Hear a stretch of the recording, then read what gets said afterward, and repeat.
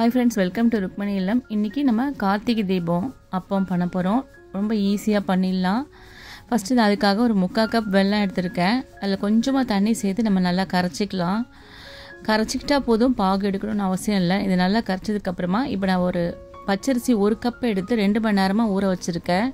இது நல்லா கழுவிட்டு ஒரு மிக்சி ஜாரில் சேர்த்துக்கலாம். தண்ணிலாம் சேர்க்கக்கூடாது. கூடவே 2 ஏலக்காய் சேர்த்து இது நல்லா அரைச்சிக்கலாம். இது கூட கொஞ்சமாக தேங்காய் சேர்த்து நம்ம கரைச்சி வச்சுருந்த வெள்ளை தண்ணியை சேர்த்து கொஞ்சம் கொஞ்சமாக அரைச்சிக்கலாம்.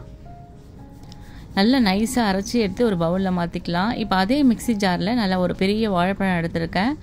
அது நல்லா கட் பண்ணி சேர்த்துக்கிட்டு மீதி இருக்கிற வெள்ளை தண்ணியை இதில் சேர்த்து நம்ம நல்லா அரைச்சிக்க போகிறோம்.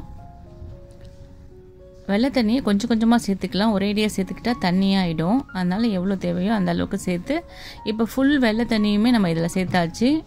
இப்போ எல்லாத்தையும் நல்லா மிக்ஸ் பண்ணி விட்டு இந்த அளவுக்கு நம்ம நல்லா மிக்ஸ் பண்ணி விட்டுக்கலாம். இப்போ ஒரு கடாயில் கொஞ்சமாக நெய் விட்டு கொஞ்சம் தேங்காய் வந்து பல்லாக சேர்த்துக்கலாம். கட் பண்ணி நல்லா ப்ரௌனாக ஃப்ரை பண்ணி சாப்பிடும் போது டேஸ்ட்டு நல்லாயிருக்கும். இதை வறுத்ததை நம்ம அந்த மாவில் கொட்டிட்டு நல்லா மிக்ஸ் பண்ணி விட்டுக்கலாம்.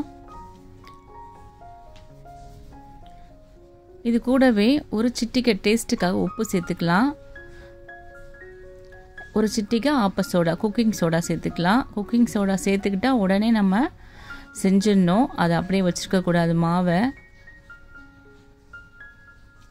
நான் வந்து இப்போ எண்ணெயில் ஊற்ற போகிறதில்ல. ஆப்பச்சட்டி அந்த கடாய் குழிப்பணியார சட்டியில் தான் நான் ஊற்ற போகிறேன். அது கூட நெய் சேர்த்துக்கிட்டு நம்ம கொஞ்சம் கொஞ்சமாக இதை ஊற்றிக்கலாம். நம்ம எண்ணெயிலையும் ஒரு அப்பம் மாதிரி நம்மளால் ஒன்று ஒன்றா சுட்டு எடுக்கலாம். ரொம்ப நல்லாயிருக்கும் டேஸ்ட்டு. பட் எண்ணெய் வந்து நிறைய எண்ணெய் சேர்க்க வேணாம்னு நினைக்கிறவங்க இந்த மாதிரி செஞ்சுக்கலாம். எண்ணெயில் பொரித்து சாப்பிட்டாலும் ரொம்ப நல்லாயிருக்கும் டேஸ்ட்டு. இந்த மாதிரி பண்ணிவிட்டு ஸ்டவ் வந்து மீடியம் ஃப்ளேமில் வச்சுக்கோங்க. இது குக் பண்ணும்போது ஸ்லோலே வச்சு குக் பண்ணால் தான் உள்ளெல்லாம் நல்லா வேகும்.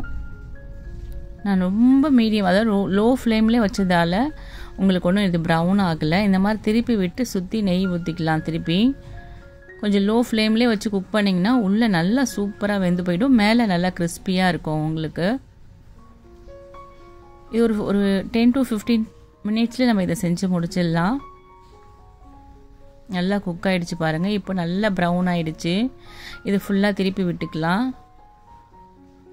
ரொம்ப டேஸ்ட்டும் ரொம்ப நல்லாயிருக்கும். அவ்வளோதான். இப்போ நம்ம இது எல்லாத்தையும் எடுத்துக்கலாம். ரொம்ப ஈஸியாக நம்ம பச்சரிசி வச்சு வாழைப்பழம் போட்டிங்கன்னா இன்னும் டேஸ்ட்டாக இருக்கிறதால அப்பம் பாருங்கள் உள்ளே ரொம்ப சூப்பராக இருக்குது. மேலே கிறிஸ்பியாகவும் உள்ளே சாஃப்டாகவும் இருக்குது. அவ்வளோதான். நீங்களும் செஞ்சு பாருங்கள். இந்த கார்த்திகை தீபத்துக்கு எப்படி இருக்குன்னு கமெண்ட்டில் சொல்லுங்கள். தேங்க்யூ.